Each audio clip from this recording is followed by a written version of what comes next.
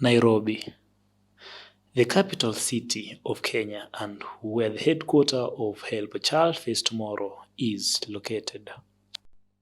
Here, we meet a doctor and a philanthropist who offers his skills to help those in need, regardless of their race, religion, or nationality. My name is Dr. Meshach Ongunyaka. I'm a reconstructive and maxillary surgeon. I'm also the non-executive director of Help Child Face Tomorow.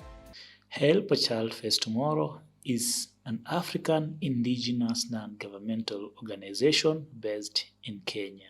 An organization that deals with taking essential specialist services to those areas of need.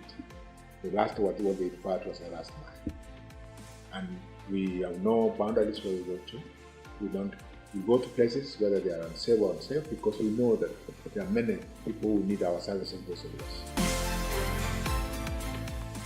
In December 2021, Help Child Face Tomorrow embarked on a surgical mission to Kismayo, Jubaland, Somalia.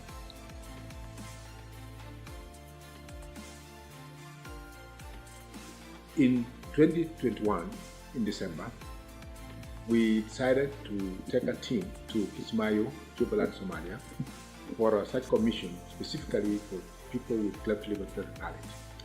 We had been requested that there are people there who are suffering, and there are even adults who are still walking around with their clefts without having a normal life in life.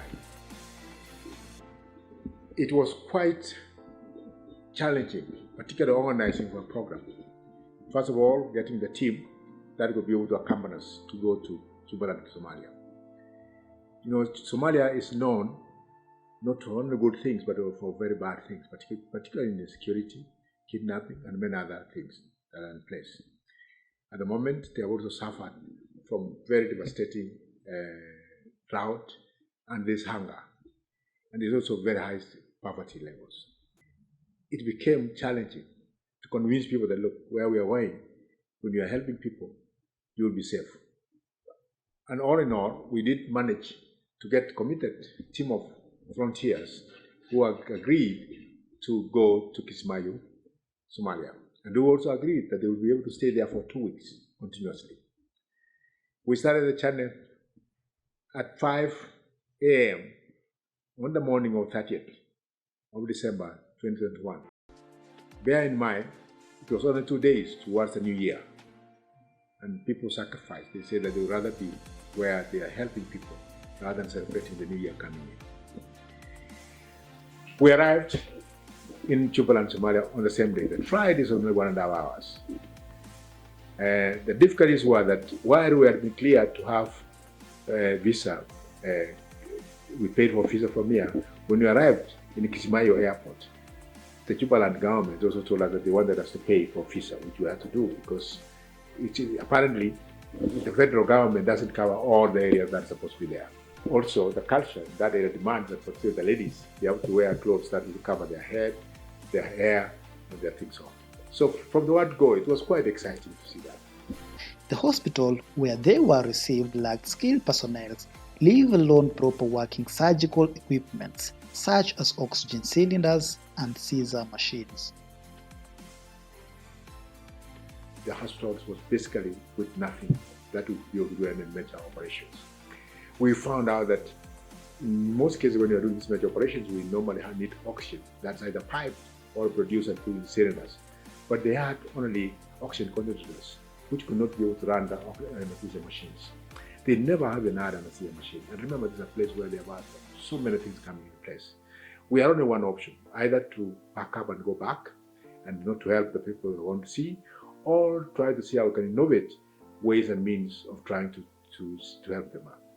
Help Child Face Tomorrow, in partnership with Cleft-Kinder from Germany, purchased the required equipment and did a total transformation to the place, fit for the surgeries to occur.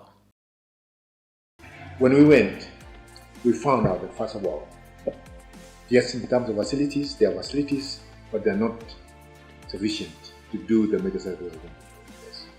That's why I say that we had one option, either pack and come back, or see what you can be able to do.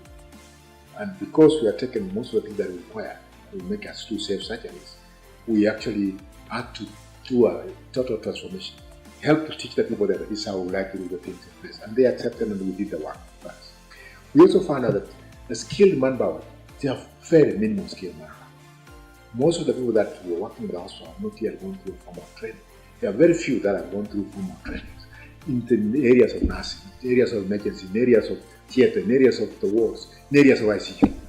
And this is why we felt that we were very useful to them, because we were able to show them how to take care of the patient, how to monitor, how to examine, and how to do everything else.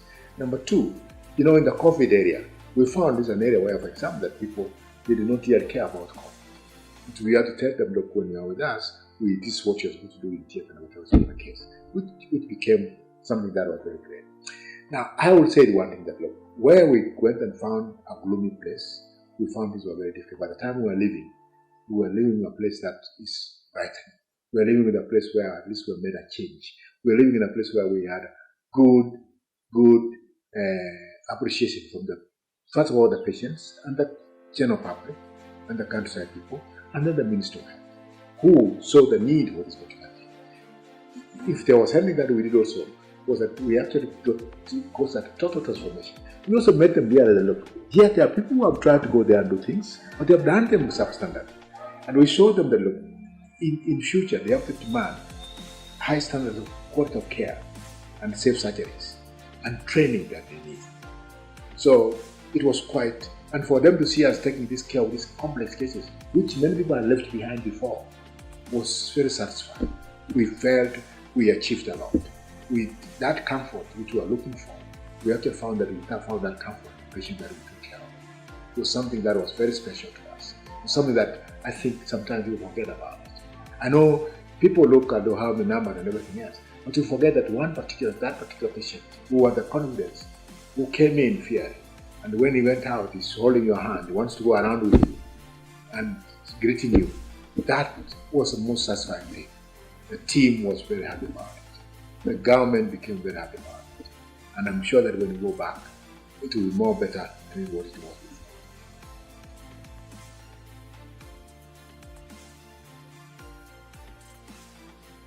Apart from the equipments needed in the theatre and the wards, the hospital was powered by generators, which apparently needed fuel. The team had to cater for the fueling cost. We were then able to source oxygen cylinders, which were coming from Somalia, from Mogadishu, the capital city.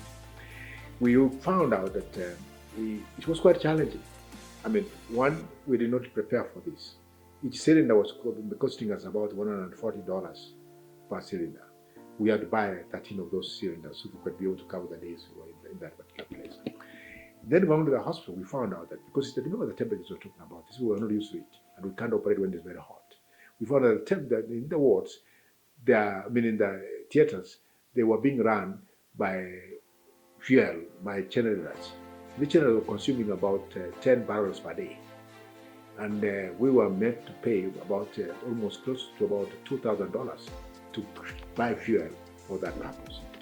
Although there was a low level of mobilization and the difficulties in transport system, the turnout was great. I'm happy to report that we managed to take care of about 50 patients while we were in that place. These of them were doing about an average of about 4 or 5 patients a day. And what was very interesting was that these patients were very complex. Many of them had both the lip and the palate, bilaterals. Very complex. Nobody has ever wanted to take care of them. Many of them came by stories. You can't believe. Like 2 days before we left, there was a patient who came through the boat from Lamu, around Lamu area, traveling 1.5 days to reach where we were. And then helping that patient and seeing the change over there. There were patients that came from the area they were told as above control areas, where I'm told that they don't even be able they don't come, they don't allow people to go for treatment because they don't believe in modern treatment. The beauty, when you see us holding those children, when you see us walking with them, some of them wanting to go with us to wherever we are going in, we became great friends. And I think that it became as a reality that when you're helping someone who really needs help, they really protect you.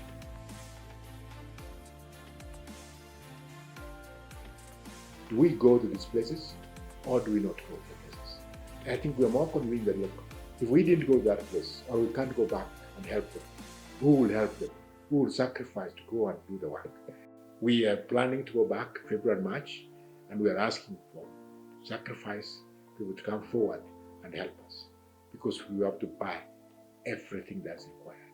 We have to make sure that when the security and everything else is paid for, we have to make sure that we are in a better place that people can do this. You saw the beds, you saw the ward, the theaters. We have to change completely order them up.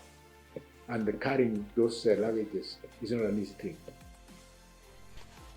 We are urging you to be part of us as we go to other places and continue touching lives. It is not out of abundance that we will make the world a better place for everyone, but out of unity and kindness.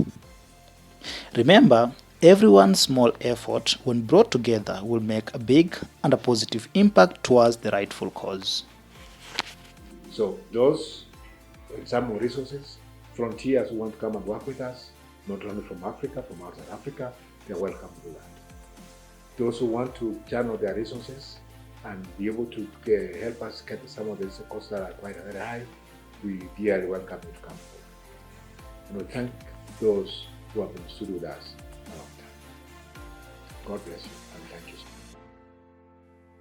For more information, you can reach Help a Child Face Tomorrow via the following: +254 722 715 230 or +254 719 555 665 or through the email at meshakonguti@ymail.com or at info@helpachildfacetomorrow.org.